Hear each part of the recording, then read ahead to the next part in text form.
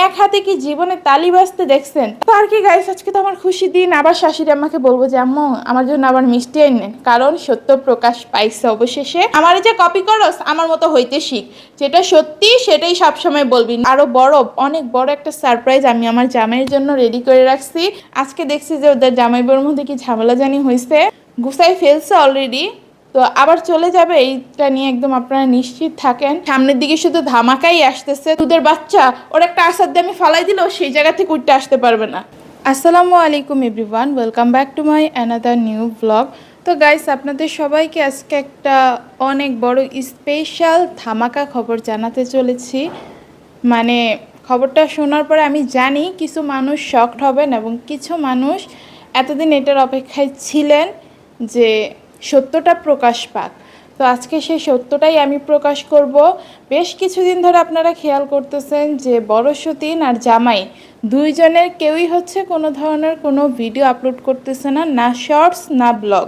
তো আমি যেহেতু ডেইলি মানে দেরি হোক বা টাইমিং ঠিকঠাক না থাকুক, কিন্তু আমি দিতেছি। আর বড় সতীনের বিষয়টা যেহেতু আমার সাথে কিছুটা মানে আমার সাথে কানেক্টেড আছে, তো যার কারণে হচ্ছে আপনারা মানে ম্যাক্সিমাম মানুষজনই এসে হচ্ছে আমরা কমেন্ট করতেছেন যে বড় আপু কোথায়, মানে কনফিউশনে আছেন যে বড় সতীনের কি হইল, বড় সতীন কোথায়, বড় সতীনের কোনো খোঁজখবর নাই কেন, তুমি বড় সতীনকে কি করছো, মানে কি ভাই বুঝি না।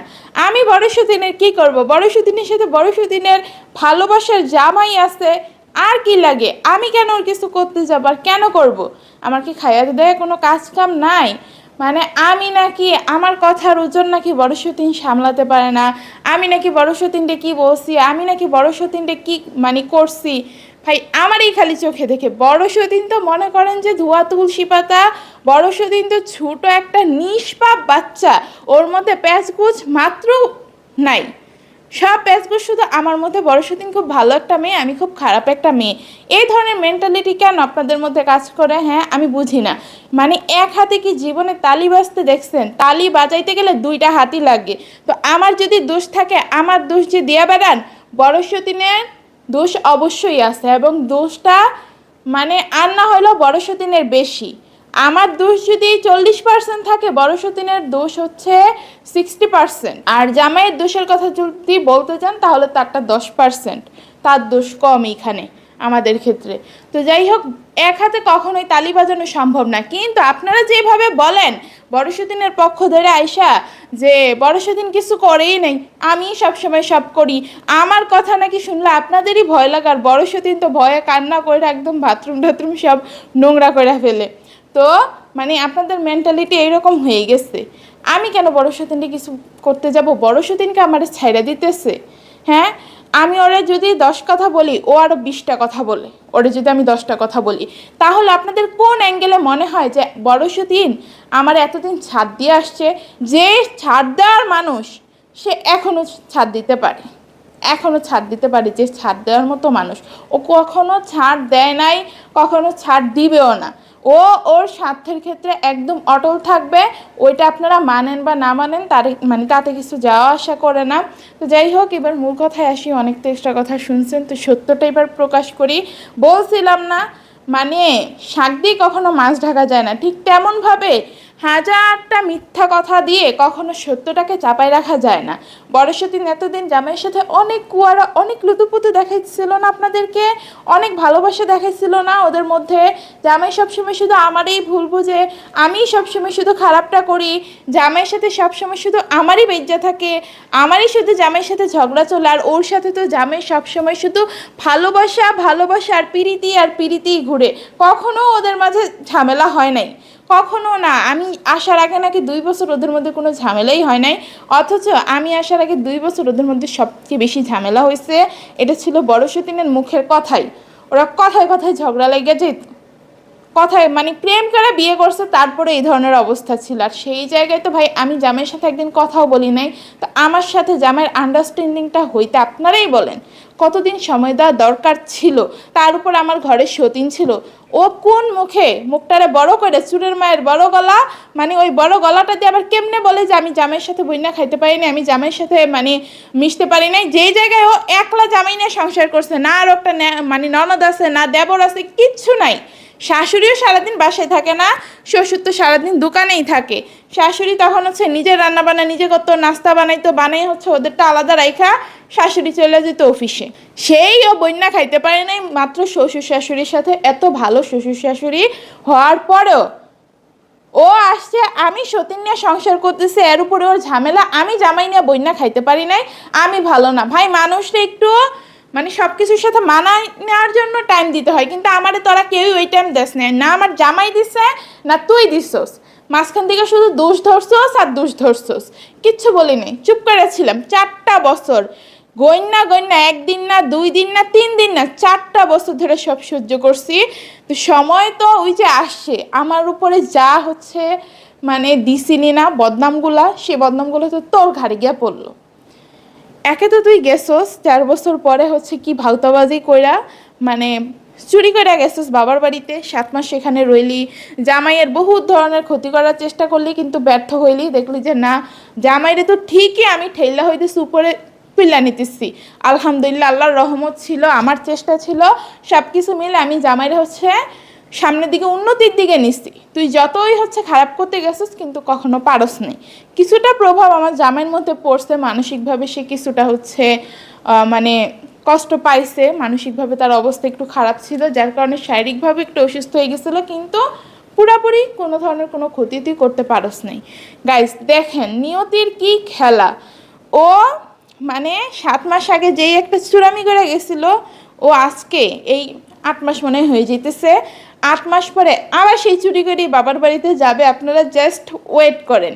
আজকে দেখছি যে ওদের জামাইবাবুর মধ্যে কি ঝামেলা জানি হয়েছে, মানে পাশাপাশি রুম তো, তখন হচ্ছে আওয়াজ পাইছি যে ওদের মধ্যে ঝগড়াঝাটি হয়েছে, চিৎকার চেঁচামেচি হয়েছে দেখছি। তারপরে দেখলাম যে আবার বড় সতীন হচ্ছে এই রুমে আসছে, এই রুমে এসে হচ্ছে ওই যে ব্যাগ নিয়ে গেছে। তখন আমি জানি না ওদের মধ্যে কি হয়েছে, কিন্তু ঝগড়া হয়েছে। বড় সতীন আবার এই বাড়ি থেকে চলে যাবে, যেহেতু ব্যাগপত্র গুছাইতেছে, গুছাই ফেলছে অলরেডি, তো আবার চলে যাবে, এইটা নিয়ে একদম আপনারা নিশ্চিত থাকেন। মানে আমার দোষ দিছিস ভাই 7 মাস আগে যখন গেছিস, এবার কার দোষ দিবি? এবার তো তোর জামাই তোর পাশেই ছিল, 7 মাস আগে তো জামাই আমার সাথে ছিল 1 মাস, এই কারণে তোর একদম কষ্টে বুক ফাইটে গেছে। সবার কাছে বলে মানে বেড়াইছস, এখনও বলে বেড়াইতেছস যে আমার মধ্যে হিংসাত্মক আচরণ ছিল, মানে আমার কারণে জামাই তোর কাছে যায় নাই, তোর দায়িত্বগুলো নাকি ঠিকমতো পালন করে নাই ওই 1 মাস, তোর ধার কাছ দিয়েও নাকি যায় নাই, ইত্যাদি নানান ধরনের কথা বইলা বেড়াইতেছস এখন পর্যন্ত। মানে এতদিন বেড়াইছস আর কি, এখন তো একদম থুতামুকটা ভূত হয়ে গেছে, এখন আর কি বলবি বল, আমার সাথে তো কোনো দিকেই পায়রা উঠোস নাই। তো গাইস মানে এখন যে যাইতেছে, এখন কার দোষ দিবে? ওর জামাই তোর পাশেই আছে, আগেরবার তোর জামাই ওর পাশে ছিল না, এটা নিয়ে হচ্ছে সমস্যা ছিল। এইবার তো ওর জামাই ওর পাশে থেকে কেন ওদের মধ্যে গ্যাঞ্জাম লাগলো? ওদের না ভালোবাসা একদম লুতুপুতু লুতুপুতু করে, তাহলে কেন কেন এরকম হয়েছে? এইবার তুই কার দোষ দিবি? আমি বলছিলাম না গাইস, ওই সেম কাজটা আবার রিপিট করবে। ও যে চুরি করে পালাইছিল, চুন্নি চুন্নি চুন্নির ভাব, ওই যে যতই ভালো রূপ নিয়ে থাকুক না কেন, চুর যে ওইটা তার কাজে কর্মে কোনো না কোনোভাবে প্রকাশ পেয়ে যায়। চুর কখনো তার স্বভাব পরিবর্তন করতে পারে না। তো বড় সতীন তো চুর নিয়ে, ও কেমনে হচ্ছে ওর স্বভাবটা পরিবর্তন করবে? তো যাই হোক, এখন হচ্ছে আবার চুরি করে পালাবে। এইবার তোর কোনো দিকে কোনো রাস্তা নাই বোন, বলছিলাম কয়েকদিন আগেই তোরে অ্যালার্ট দিছিলাম যে এইবার যে আমার পিছনে লাগছস, তুই তো চুননি, আবার সেম কাজটা রিপিট করবি। যখন তোর কোনো কিছু মন মতো হবে না, তোর স্বার্থ তুই হচ্ছে ঠিকভাবে হাসিল করতে পারবি না, তখন তুই আবার ভাগবি। তখন তুই কি দোষ দেস? তোর অডিয়েন্সকে কি বললা বুঝাস? তোর জামাইরে তুই কি বললা মাথা খাবি? সেটা তুই হচ্ছে কোনো দিকে কোনো পথ খুঁজে পাবি না। তো মিলাইতে পারলি তো আমার কথা? আমার কথা কি আসে যায় ভাই? আপনারা বলবেন কি তোমার কথার কারণে টিকতে পারে নাই, তোমার কথার কারণে মানে চলে গেছে। আপনাদের মতো মানে কিছু মানুষটা আমার কি বলতে মনে চায় জানেন? দুধের বাচ্চা, ওর একটা আসার দিয়ে আমি ফালাই দিলেও সেই জায়গা থেকে উঠতে আসতে পারবে না। ওর মনে করেন যে হাত পা নাড়াইতে পারে না, শুয়ে আছে তো শুয়েই আছে, এই ধরনের একটা অবস্থা বড় সতীনের। বড় সতীন যথেষ্ট বড়, যথেষ্ট জ্ঞান বুদ্ধিওয়ালা মেয়ে, নাইলে তো বুঝে শুনে আর সতীন নিয়ে আসতো না, আমারে নিয়ে আসতো না। চিন্না মানে চালাক কোনো মাইয়া আনে নাই, আমার মতো একটা আনছে যাতে যেটা বলি সেটাই শুনে, আবার গ্রাম থেকে আনছে। যেসব মেয়েদের সাথে কথা বলতো ওদের বাবা মা হচ্ছে মানে প্রভাবশালী ছিল, মানে বড় লোক সব দিক দিয়ে, তাদের মানে ক্ষমতার দিক দিয়েও বলেন আমার বাবার চাইতে আরো বেশি ক্ষমতাশালী ছিল। তো গাইস, আমি যেই কথাই ছিলাম, বড় সতীন হচ্ছে ওই ধরনের মেয়েদেরকে আনে নাই, কারণ ওদের সাথে তো জোরটা খাটাইতে পারবে না, আমার সাথে পারবে জোরটা খাটাইতে। তো আনছে, যাই হোক, উপরে আল্লাহ তো আছে, আল্লাহ তো কখনো কারোর ক্ষতি হইতে দেয় না, ভালো মানুষদের তো কখনোই না। তো পারে নাই বড় সতীন আমার সাথে, এই কারণে হচ্ছে আপনাদের কাছে জামাইয়ের কাছে যা তা বলে শুধু বদনাম করা বেড়ায়। মানে যখন আমি ব্লগিং করতাম না, তখন কত জামাইয়ের কাছে আমার বদনাম, এই করে করে জামাইরে হচ্ছে আমার ভালোবাসা থেকে বঞ্চিত করছে। এখন হচ্ছে আপনাদেরকে কিছু মানুষ পাইছে বোকাশোকা, তাদেরকে দিয়ে হচ্ছে বদনাম করে, তাদের কাছে গিয়ে আমার নামে, তাদের কাছে আমার খারাপ বানাইতে চায়। তো তা বলি কি, জামাইয়ের কাছে নাইলে হচ্ছে আমারে খারাপ বানাইয়া তুই হচ্ছে জামাইয়ের ভালোবাসা বেশি বেশি করে আদায় করছিস। দুইজনের মধ্যে তফাৎ করলে আমার জামাই তো ধরতে গেলে দেখা গেছে কি বড় সতীনের প্রতি দিন দিন ভালোবাসা বাড়ছে, যে না আমার ওই বউ কত ভালো, মানে আমার বড় বউ কত ভালো, ছোটটা তো ভালো না, ছোটটা এই করে ওই করে সারাদিন দেখি যে মন খারাপ করে বসে থাকে, কোনো ধরনের কোনো ওর মধ্যে আনন্দ টানন্দ কিছু নাই। এটা কোন ধরনের মেয়ে সারাদিন মুখ ভারী করে বসে থাকে? এখন কি কারণে যে মুখ ভারী করে বসে থাকতাম, মনের মধ্যে যে কি কষ্ট ছিল সেটা তো আর কাউরে আমি বইলা বুঝাইতে পারতাম না। এখন আপনারা কয়েকজন আসছেন, আপনাদের কাছে হচ্ছে আমি কিছু কথা শেয়ার করি, মনটা আলহামদুলিল্লাহ হালকা লাগে। তো যাই হোক, বললামই তো বড় সতীনের আপডেট কি। তো আরও কিছু প্রশ্নের উত্তর বড় সতীনকে আজকে দিয়ে দেই।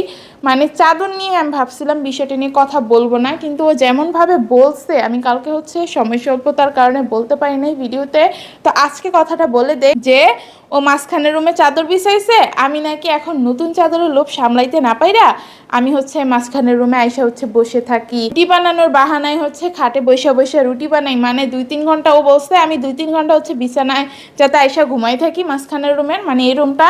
তো আমি নাকি এটাই করতেছি। তো বলি কি, বাড়িটা কি তোমার? তোমার বাড়ি হলে নাইলে তুমি এই কথা বলতা যে ফ্ল্যাটটা তোমার নামে, এখন তোমার নামের ফ্ল্যাটের হচ্ছে রুমগুলো আমি ইউজ করতেছি। এই বাড়ি শাশুড়ি মেয়ে, শাশুড়ি যে তোর এক কোনায় জায়গা দিয়ে রাখছে এটাই তোর কপাল। তুই আমার এত কথা বলস কেমনে? না খাটটা তোর বাপের বাড়ির দেওয়ার, যে খাটটা আমার বাপের বাড়ির দেওয়ার, ওই খাটের মধ্যেই ওই বিছানার মধ্যে আমি হচ্ছে জামাইয়ের দেওয়া চাদরটা বিছাইছি, এখন হচ্ছে ও কেন ওই জায়গায় গিয়ে বসছে? কোন অধিকারে এইসব কথা বলস তুই বোন? আমার মাথায় ধর না, মাথায় কি কিচ্ছু নাই, ঘিলু সব হচ্ছে টয়লেটে ঢাইলা দিয়ে আসোস নাকি আমি বুঝি না। তো যাই হোক গাইস, মানে ওরে নিয়ে কী বলবো, চুন্নি একটা চুরি করে চাদর নিচ্ছে, আবার সেই চাদর নিয়ে হচ্ছে বড় বড় লেকচার। ওহো গাইস, আমি ভুললেই যাই যে চুরের মায়ের তো বড় গলা, তো চুন্নি ওর তো বড় গলা সবসময় থাকবেই। তারপরে আরেকটা কথা গাইস, ও হচ্ছে আমার ফেসবুক পেজ নিয়ে অনেক অপমান করছিল, তারপরে আমার ইউটিউব চ্যানেলটা নিয়ে অনেক ধরনের অপমান করছিল। কালকে তো ইউটিউব চ্যানেলের বিষয়টা আপনাদেরকে ক্লিয়ার করে দিছি। এখন আসি ফেসবুকের কথাটা। মানে ফেসবুকে মানে 1 লাখ ফলোয়ার্স কিন্তু আলহামদুলিল্লাহ পূর্ণ হয়ে গেছে, মানে বড় পেজটায়। তো সেটা বলছিল যে ওদের, তারপরে তো এটা নিয়ে হচ্ছে ঝামেলা চলতেছে দেখে আমি ওই পেজে ঠিকমতো ভিডিও টিডিও দেই না, দেই দিনে একটা দেই, আবার কোনো দিন দেই না। তো নতুন একটা পেজ খুলছি, সেখানে আলহামদুলিল্লাহ আলহামদুলিল্লাহ মাত্র 1 মাসে 20,000 ফলোয়ার্স হয়ে গেছে। আমি না বলে ছোট সতীন, আমি না বলে অনেক খারাপ, মানুষজন না বলে আমার পছন্দ করে না, তাইলে 20,000 সাবস্ক্রাইব মানে 20,000 ফলোয়ার্স কেমনে হইলো? তাও মাত্র 1 মাসে। গাইস 20,000 আমি যদি ঠিকঠাক মতো ভিডিও আপলোড দিতাম, আমার নতুন যে পেজটা, আমি কিন্তু ইউটিউব চ্যানেলের নামই ওই পেজটা খুলছি, শেয়ার্ড ফ্যামিলি ফান, আপনারা সার্চ করলে পেয়ে যাবেন। মানে আমি শুধু আমার একটা করে ভিডিও আমি ডেইলি দেই, আবার কোনো দিন গেছে যে মিসও গেছে, ভিডিও দেই নাই ঠিকঠাক মতো। তো একটা করে ভিডিও কি একটু দিতাম, আমার শুধুমাত্র আমার, এখনো পর্যন্ত শাশুড়ির ভিডিও দেই নাই, কোনো ধরনের মানে কোনো কথা বলার ভিডিও আমি দেই নাই। যদি সেইগুলো দিতাম, আমার এই পেজে 1 মাসে ওদের 1 লাখ ছাড়াই চলে যেতাম, যেটা সত্যি কথা। তো মানে আমার এই টুকটাক ভিডিও দিয়ে আমি হচ্ছে 20,000 ফলোয়ার্স করে ফেলছি। তো এবার ওরা বুঝে নেই যে 1 লাখ ফলোয়ার্স কোন যোগ্যতায় ওই পেজটার মধ্যে হয়েছিল। আমার সাথে আসে লাগতে গাইস। তো যাই হোক গাইস, আপনারা অনেকেই অনেক কথা বলছিলেন আমার ফেসবুক পেজটা নিয়ে, আবার অনেকে অনেক অনেক ভালোবাসাও দিচ্ছেন। তো সবার জন্যই আমার অনেক ভালোবাসা। আর যারা এখনও পর্যন্ত আমার পেজ শেয়ার্ড ফ্যামিলি ফান এখনও পর্যন্ত ফলো দেন নাই, তারা অবশ্যই ফেসবুকে গিয়ে আমার পেজটা ফলো দিয়ে আসবেন। তো আর কি গাইস, আজকে তো আমার খুশির দিন। আবার শাশুড়ি আম্মাকে বলবো যে আম্মু আমার জন্য আবার মিষ্টি আনেন, কারণ সত্য প্রকাশ পাইছে অবশেষে। বড় সতীনের মাথাটা এমনভাবে নিচু হয়েছে যে সে মাথাটার উঁচু করে যে চোখে চোখ রেখে কথা বলবে, সেই চোখটা বড় সতীনের আর কখনো হবে না। আর গাইস আরেকটা কথা যেটা না বললেই না, আমি শাশুড়ি মা হচ্ছে আমারে খুশি হইয়া 2 লাখ টাকা দিছে, ওইটাও বলে কি আমি নাকি শাশুড়িরে ভুংবাং বুঝাইয়া শাশুড়ি থেকে 2 লাখ টাকা মানে শাশুড়ির জমানো সব টাকা আমি হচ্ছে শাশুড়ির কাছ থেকে আত্মসাৎ করে নিচ্ছি। মানে নিজের সাথে সবসময় আমার তুলনা দেয়, নিজের দোষগুলা আমারে দিয়া ফুটাই তুলে। কেন ভাই, নিজে দোষ করছো, সেই দোষ হচ্ছে মুখে স্বীকার করতে পারোস না? আমার যে কপি করস, আমার মতো হইতে শিখ। যেটা সত্যি সেটাই সবসময় বলবি, নিজে দোষ করলে সেই দোষটাও স্বীকার করবি, সেই দোষ স্বীকার করার মতো মানে মনোবল নিজের মধ্যে রাখবি। ও আসছে, আসার পর থেকে কয়দিন আপনারা দেখছেন হচ্ছে মানে অন্যান্য শাকসবজি মাছ টাছ এসব কিনতে, মানে জামারি দেওয়া কয়েকদিন পরে পরে মানে প্রতি সপ্তাহে শুধু গরুর মাংসই কিনায়। ও কিছু খাইতে পারে না, মানে আগে থেকে হচ্ছে অন্যান্য মাছ টাছ হচ্ছে তেমন একটা খাইতে পারে কিন্তু খায় না। নাকি কাটায় অনেক ভয় লাগে, কাটা যদি ওর গলায় বিঁধে যায় এই জন্য ওর হচ্ছে ভয় লাগে, এই কারণে ও খায় না। আলালের দুলালি ছিল তো বাবার বাড়িতে থাকতে, মানে ওর অবস্থা হয়েছে এমন, 2 দিন হয়েছে একটু ভালো মন্দ খাইতে পায়, এখন হচ্ছে যত সব নাটক শুরু হয়ে গেছে, ভাতের অন্য বলা শুরু করছে। গরুর মাংস তো খাইতে পারে, ভালো জিনিসগুলো আবার খাইতে পারে, চিংড়ি মাছ, তারপরে গরুর মাংস, দেশি মুরগির মাংস, মানে মুরগির মাংস খাইতে পারে, সব ধরনের মাংস যত ভালো ভালো জিনিস মানে আছে, খাসির মাংস মানে মহিষের মাংস, উটের মাংস, যাই এনে দেয় না কেন ওইগুলো সব খাইতে পারবে। তো ওইগুলোই জামাইরে দেয়া কিনে আনায়। কেন জামাই যে আমার সাথে 7 মাস ছিল গাইস, কয়দিন দেখছেন জামাইরে গরুর মাংস কিনে আনতে? আপনারা যে সব ক্ষেত্রে শুধু আমার ভুল ধরেন, দেখেন যে আমি জামাই টাকা অপচয় করে দিই, আমি জামাইয়ের একদম নিঃস্ব করে দিছি। দেখেন আমার সাথে থাকতে জামাই কয়দিন হচ্ছে গরুর মাংস কিনে না খাইছিল? একদিনও না। জামাইয়ের টাকা যে কে খরচ করে সেটা দেখেন। আর শাশুড়ি যে আমার 2 লাখ টাকা দিছে সেটা নাকি আমি আত্মসাৎ করে ফেলছি, আমার বাবার বাড়িতে পাঠাই দিছি, বাপ মারে দিছি, তারা যাতে খরচ করে, আমার বাপ মা হচ্ছে চলতে পারে না, তারপরে আমার বাবা নাকি কাজ ধরবে, এই কারণে আমি হচ্ছে আমার বাবারে মানে বাড়ির কাজ ধরবে, এই কারণে আমি আমার বাবারে 2 লাখ টাকা দিয়ে দিছি যাতে ওইটা দিয়ে কাজকর্ম করতে পারে। বাপ রে বাপ, আমি কত কথা যে শুনছি, তা এখন 2 লাখ টাকা আসছে কই থেকে? আমি এসি কিনবো কি দিয়া, খাট কিনবো কি দিয়া, সবার জন্য শপিং করবো কি দিয়া? মানে শুধু এগুলাই না গাইস, আরো বড় অনেক বড় একটা সারপ্রাইজ আমি আমার জামাইয়ের জন্য রেডি করে রাখছি। সামনের দিকে শুধু ধামাকাই আসতেছে। সবাই ভালো থাকবেন, আমার জন্য দোয়া করবেন, আমার মেয়ের জন্য দোয়া করবেন। আল্লাহ যাতে এইভাবে আমাদের সুখের মানে কষ্টের পরে আমাদের ধৈর্যের পরীক্ষা নিয়ে এভাবেই যাতে সুখের দিনগুলা দেখায়, যাতে সুখের মর্ম খুব ভালোভাবে মানে বুঝতে পারি, আর কষ্টের দিনগুলো যাতে মনে রেখে মানুষজনের সাথে ওই রকমভাবেই চলাফেরা করি।